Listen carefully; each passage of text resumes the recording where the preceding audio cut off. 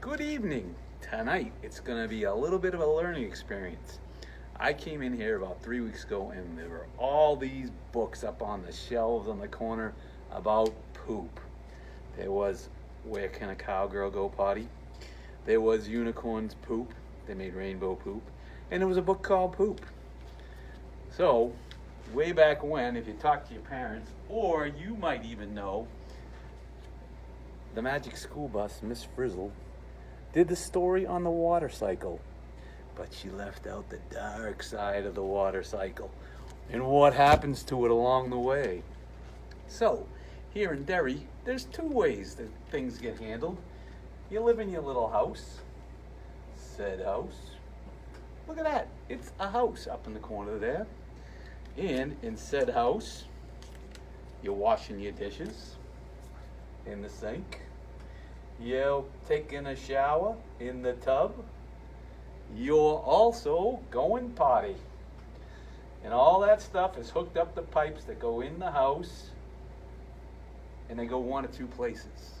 Sometimes you have what they call a septic tank, and the water goes in, and there's a baffle, and the stuff comes in, and all the solids go to the bottom, and there's these funky little bugs that kind of eat everything up and make it into gas, like the stuff you breathe in a little bit of water and whatever.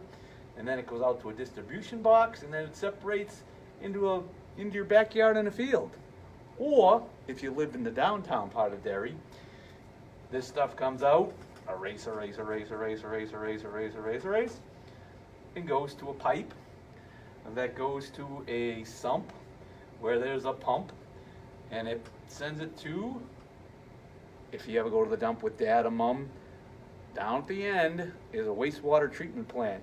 Or if you're riding on Route 93 and you're coming off the exit where the Burger King is, and you're on the passenger side of your car, look out to the right and you can see these big, huge ponds that are aerating. That's where your wastewater goes if you live downtown in Derry or in some of the towns. And that stuff gets pumped from like collection tanks and goes in, and they aerate it with air, and that helps the bugs get really active and they eat all the stuff. They also up front screen it and take out all the paper and all the little pieces of junk that might be in there to get rid of it. So, I got a book for your parents this time. It is The Big Necessity. The Unmentionable World of Human Waste and Why It Matters. And it was written by Rose George. That's her right there. This book is very funny and very entertaining, and it tells you all about poop and what you want to know. So, for tonight, I was going to read the Cowboy Girl book, but somebody got it before I could read it. So maybe when it comes back, I'll read it later. So, I found this other one here. What do they do with all that poop? It's kind of about the zoo.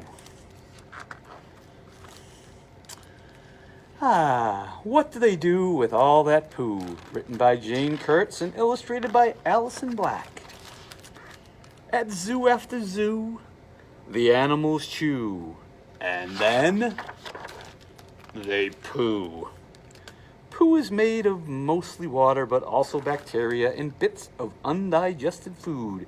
Animal poo goes by a lot of different names, including manure, scat, droppings, dung, castings, and goanna. I kind of like goanna. Bats make goanna. Next page, please. Oh, the giraffe. Giraffe poop looks like marbles as it drops a long, long way. A giraffe has 4 stomachs, so it digests its food very efficiently. That means a giraffe needs to eat a lot less than most herbivores, which is why its droppings are so small. Panda poo is full of bamboo. Pandas eat and poop all day. Pandas digest only 17% of the bamboo they eat, and the leaves and stems pass through their systems very quickly, so panda poop looks like a green mass of partly digested bamboo, and it doesn't stink.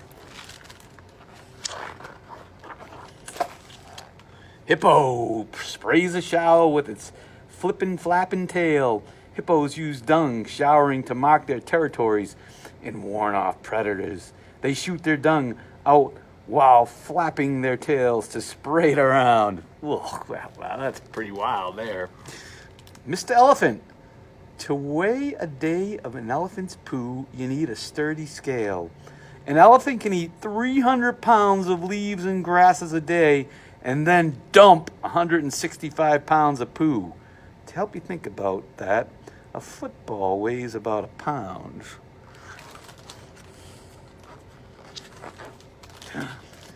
Rhinos can communicate through piles and piles of scat. Each rhino's poop has its own unique smell. Rhinos smell dung to gather information about one another. A lion sometimes buries poo like any other cat.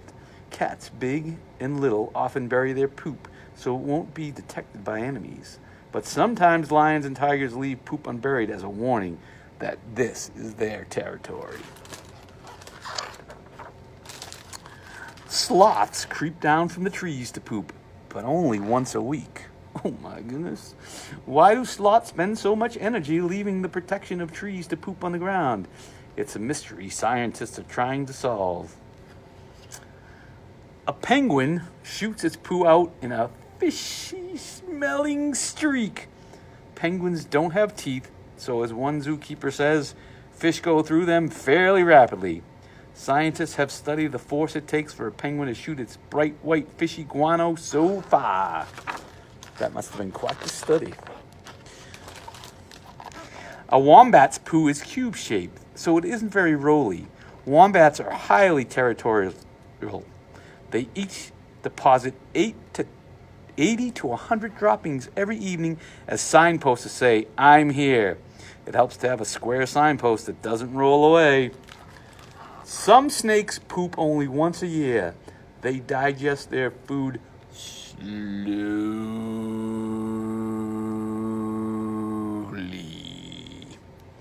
One study showed that it took a python 5.5 days to digest a rat.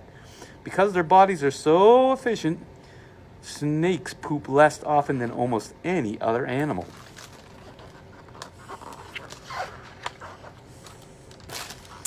Hyenas crunch up lots of bones. That's why their poop is white. The calcium in bones is what makes dried hyena poop white, and why hyena poop can easily turn into a fossil. Bat poop has undigested bugs. Bats poop all day and night.